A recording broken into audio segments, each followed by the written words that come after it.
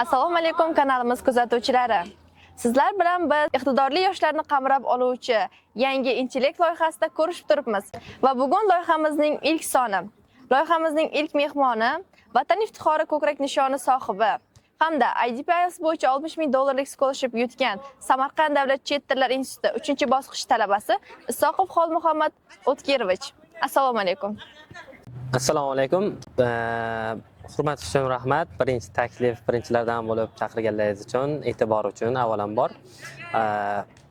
Bu bu intellekt loyihasiga chiqib turganimizdan va boyamki birinchilardan bo'lib chiqib turganimizdan juda ham xursandmiz, bizni taklif qilganlaringiz uchun. Institutimizda tahsil olayotgan iqtidorli o'quvchilarni, ularning erishayotgan yutuqlarini ko'rsatib va ularning sababini o'rganish loyihamizning asosiy maqsadi. Mana siz o'zingiz 3-bosqich talabasi bo'lishingizga qaramasdan shuncha yutuqlarga erishib kelmoqdasiz. Va bizning ham maqsadimiz institutimizda mana shunday talabalar borligini boshqalarga ko'rsatish va ularning o'sha erishgan yutuqlarida qancha yo'l bosib o'tganini birgalikda so'rash va suhbatlashish va shuning uchun sizni loyihamizga taklif qildik. Rahmat e'tibor uchun. Ustozlarimizdan olgan ilmlarimizdan kelib chiqib, tajribalarimizdan kelib chiqib javob berishga harakat qilamiz. Va mana bugungi suhbatimiz ham e'tibor berayotgan bo'lsangiz, kechki paytda, salqingina paytda bo'lyapti. Hozirgi paytda kunlar juda ham issiq. Kechki salqinda odamning emotsiyasi, fikrlash doirasi yanada yaxshiroq bo'ladi. Aytganingizdek, hozirgi kunlarda ob-havoni isib ketishi insonlar ko'pchiligiga ta'sir ko'rsatyapti.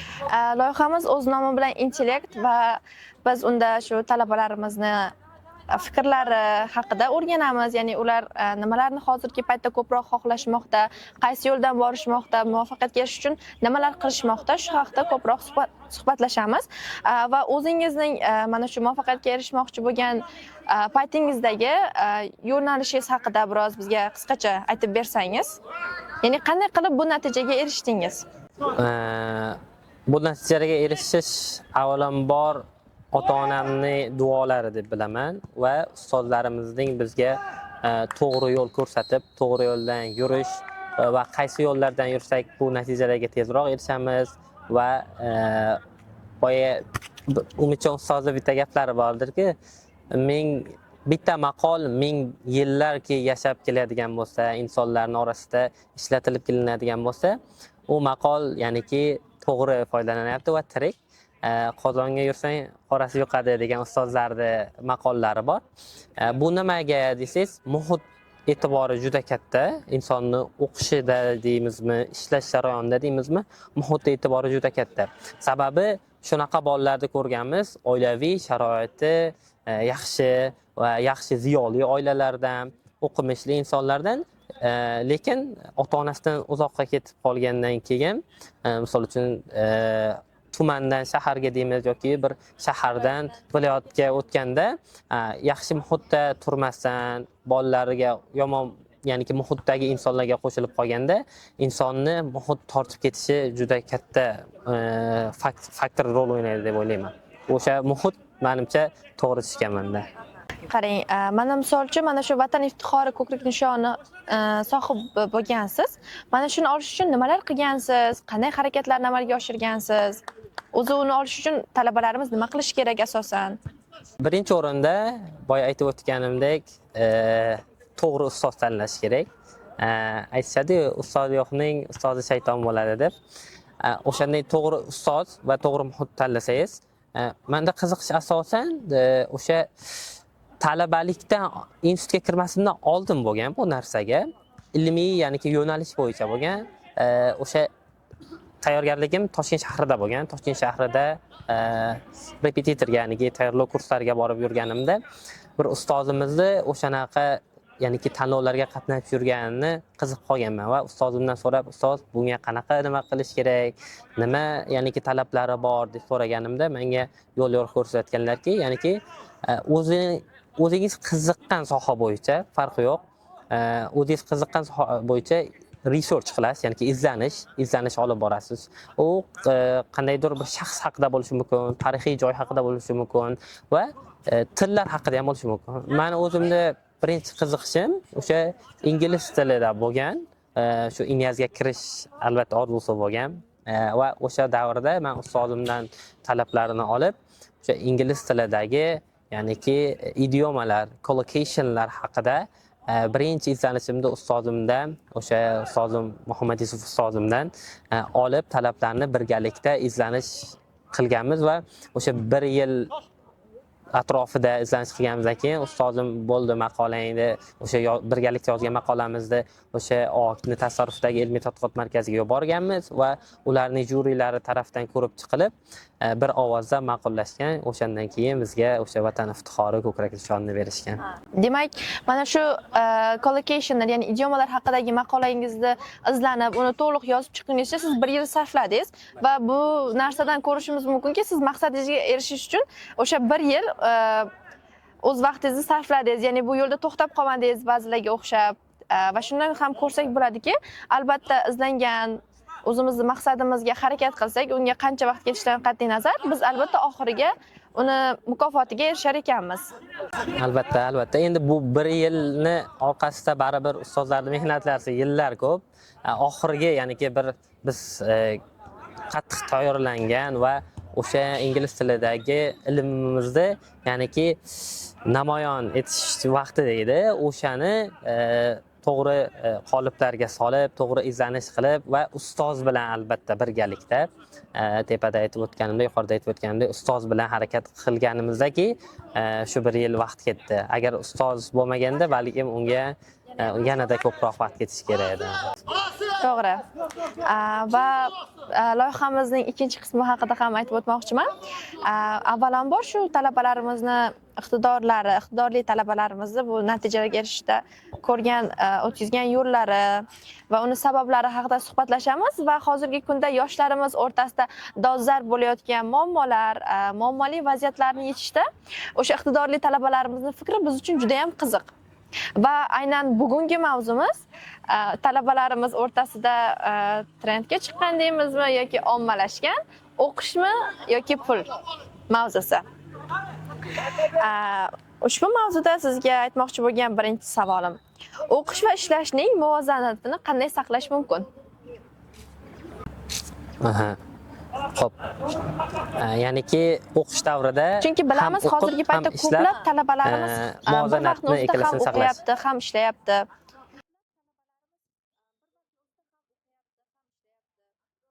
Bu o'zi to'g'rimi yoki to'g'ri bo'lganda qanday holatda bu natijaga erishish mumkin? Shu haqda fikrlaringizni biz bilan bo'lishsangiz. Men o'zimni shu ustozlardan olgan ilmlarim va hayotiy tajribamdan kelib chiqamanki, birinchi o'rinda agar o'qishni tanlagan bo'lardim va agar o'qish davomida ishlashga majbur bo'ladigan bo'lsa, ishlagan taqdirlarida ham o'sha o'zlarini ya'ni mutaxassisliklari bo'yicha ish topishadi. Misol uchun, oddiy misol qilib aytadigan bo'lsak, men hozir Samarqand davlat chet tili instituti talabasiman va birgalikda o'zim ishlayapman shu jarayonda. Xo'p, hozirgi kunda o'sha o'quv markazida, ya'niki o'sha Samarqand shahrida joylashgan Dosh Academy o'quv markazida support teacher lavozimida ishlab kelyapman. Aynan sizga ham mana shu savol mos tushar ekan. O'zingizni o'qishingiz va ishingizni muvozanatini qanday saqlamoqdasiz hozirgi paytda? Bu ishda topish menga oson bo'lmagan boshida va tanlash ham. Juda ko'p ustozlardan maslahatlar so'raganman. Qanaqa ishda ishlaganim yaxshi, o'zi ishni o'qib turib ishlaganim yaxshimi deb so'raganimda, ya'niki ular maslahat berishganki, siz o'qish davomida ishlasangiz, ishlagan taqdiringizda ham o'zingizni mutaxassisingizga, ya'niki mutaxassisligingizga mos ravishda ish toping. Siz ingliz tilida o'qiyapsiz, siz pedagogsiz, bo'lajak kelajaksiz. Ya'niki siz ish topingki, sizni kelajakda sizga ya'niki o'z mutaxassisligingiz bo'yicha tajribangizni oshiring. Uni ya'niki qancha daromad qilaman, qancha oylik olaman degan narsaga hozir qiziqmang. O'qish davringizda degan. Boshida rostdan men harakat ishlaganman, boshqa yo'nalish bo'yicha restoranda ham ishlaganmiz. O'qishdan ko'ra pul ishlashni afzal ko'rayotgan talabalarimiz ko'paymoqda. Buning asosiy sabablari nimada? O'qishdan ko'ra pul ishlashni. Buning asosiy birinchi sababi hozir social networking deyman, ya'ni ijtimoiy tarmoq deb o'ylayman. Sababi hozir deyarli 99% talabalarimiz, 100% desak ham adashmagan bo'laman, ijtimoiy tarmoqda, ya'niki faol ular. Instagram deymizmi, YouTube deymizmi va boshqa ijtimoiy tarmoqlarda ya'niki topga chiqqan videolarni ko'p ko'rishlari, ya'niki o'z tengdoshlari o'zlarida kerak bo'lsa bo'lmagan narsalarni bor qilib ko'rsatib ijtimoiy tarmoqqa, ya'niki hozirgi kunda topga chiqqan gelik mavzusi deymizmi va boshqa degan narsalarni ko'p tomosha qilib, o'zlarida bo'lgan, ya'niki hozirgi trendda bo'lgan so'z motivatsiyalari tushib ketishi va o'qishning yo'li qiyinligi sabab ular tezroq pul topib, tezroq nimagadir erishaman, men ham o'sha ijtimoiy tarmoqdagi ko'rgan tengdoshlarim qatori men ham ko'proq pul topaman deb o'sha xayol qilishlari deb o'ylayman. Asosan ijtimoiy tarmoq bu narsaga sababchi. Tarmoqlar sababi. Shuni. Ya'ni ko'rona ergashish desak ham menimcha mubolag'a bo'lmaydi. Xo'p. Pul topish o'qishga to'sqinlik qilishi mumkinmi? Pul topish o'qishga to'sqinlik qilishi mumkinmi? Albatta, bunda intizom bo'lmasa, talabada, agar ham o'qib ham ishlaydigan talabada intizom bo'lmasa, pul topish o'qishga albatta katta ehtimol bilan to'sqinlik qiladi. Sababi hozirgi kunda o'z tengdoshlarimdan bilaman, yosh, qiziqqon, ular o'qish davomida ish topishyapti va ish o'zlariga yarasha, ya'niki o'zlarining ehtiyojlarini qoniqtiradigan pul topishyapti va o'qish yo'li, ya'niki qiyinroq bo'lganligi sabab ular o'qishni tanlamasdan hozir osonroq yo'lga pul topishga ko'proq urg'uni berib yuborishyapti va oqibatda o'qishlari qolib, o'qishlarini muzlatadigan talabalarni ham bilaman va chet elga ketib yuboradigan, ya'ni o'qib nima qilaman degan talabalarni ham ko'rib bormoqdamiz. Pulni topish orqali ta'lim olish degan fikrga qanday qaraysiz? Ya'ni talabalarimiz ko'proq aytadi, pul topaman, shu orqali ish ham o'rganyapman, ta'lim ham olyapman deydi kerak bo'lsa. Mana shu fikrga qanday fikr bildirasiz? Bu yoqda ikki tarafdan qarash mumkin. Agar yuqorida aytib o'tganimdek ishlashi, o'zini mutaxassisligi bo'yicha, o'zini ya'niki professiyasi bo'yicha bo'lsa, men ishlashda ko'proq amaliyot qilishda ham maslahat bergan bo'lardim. Agar lekin u daromadi, ya'niki oylik topishi, pul topishi boshqa mutaxassisligi bo'lsa, ularga ko'p unchalik e'tibor qaratmasligini, chuqur kirib ketmasligini maslahat berardim. Misol uchun men o'zimizning institutimizdan olib qaraydigan bo'lsak, Samarqand davlat chet tillar instituti shu o'qitish, filologiya, xorijiy til va adabiyoti shunday yo'nalishlarimiz bor. Ya'ni aynan mana shu yo'nalishdagi talabalarimiz deylik, o'quv markazlarida ish bersa, shunga o'xshash ishlarni qilsa, ular bu orqali ta'lim olishi ham mumkin birgalikda. Ta'lim olib, ta'lim berishlari o'zlarini, ya'niki tajribalarini oshirib borishadi. Chet tillar yo'nalishidagi biror sohada ishlasa, ta'lim olib, ta'lim berish mumkin. Agarda ular o'ziga yot bo'lgan sohalar, deylik, misol uchun restoranlarda ishlaydigan talabalar bor yoki umuman boshqa ishlarni qiladigan savdo-sotiq sohasida ishlaydigan talabalarimizga esa bu menimcha hech qanaqa ta'lim bermasa kerak.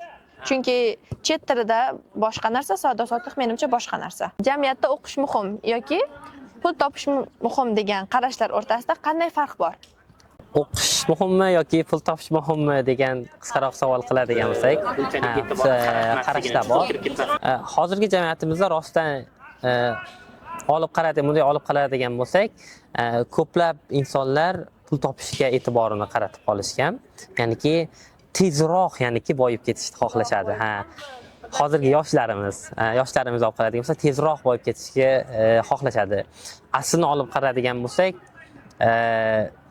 bir narsaga erishish oson emas. Bu meni gapim emas, ustozlarni, ya'niki bundan oldingi ustozlarimizning gapi. Qaysidir yo'lga yetib borish uchun, ya'niki muvaffaqiyatli yo'lga borish qiyin bo'ladi. Shuni birinchi o'rinda unutmaslik kerak. Siz bir narsaga oson erishdingizmi, u narsa tez yo'qoladi. O'shaning uchun ilm, haqiqiy ilm va moddiy narsa turganda men doim yoshlarimizga maslahat bergan bo'lardimki, ilmni birinchi o'rinda ishlash kerak. Ilmni yaxshi, mukammal olgan inson, qo'pol qilib aytganda qanaqa pul uni orqasidan quvadi kelajakda. Birinchi o'rinda ilmni olish kerak deb o'ylayman. Keyin o'sha daromad deymizmi, biznes deymizmi, o'zi ilmni orqasida keladi. Hech qaysi bir sohani qarang yoki qaysi bir muvaffaqiyatga erishgan insonni qarangki, ilm bilan hamma narsa. To'g'ri. Ya'niki mana misol uchun o'sha ba'zi bir talabalarni taniyman, institutimizda o'qiydigan, hali birinchi kurs bo'lishiga qaramasdan 8,5 IELTS bor talabalarni. Ular o'quv markazlarida ishlayapti-da. Oyiga to'g'risini aytsam, men ularning daromadiga havas qilganman. Yaxshi daromad topishadi.